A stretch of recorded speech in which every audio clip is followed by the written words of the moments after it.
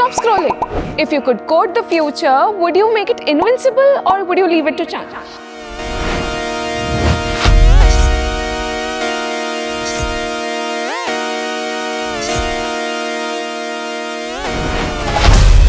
Most people wait for the future to happen. Here, we are the ones writing the script. Through this workshop, we are also promoting students to work on cutting-edge research problems in the field of internet security, internet engineering, IoT security, and we are also providing opportunities for students to come for a 45-day internship at the IIT Guwahati campus.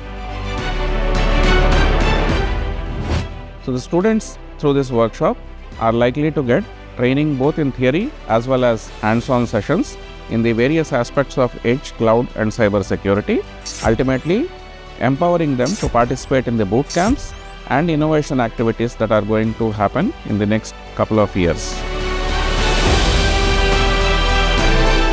We are decoding the future right here in Chandigarh University for the ISEA workshop. It's high tech, it's high stakes, and it's happening now.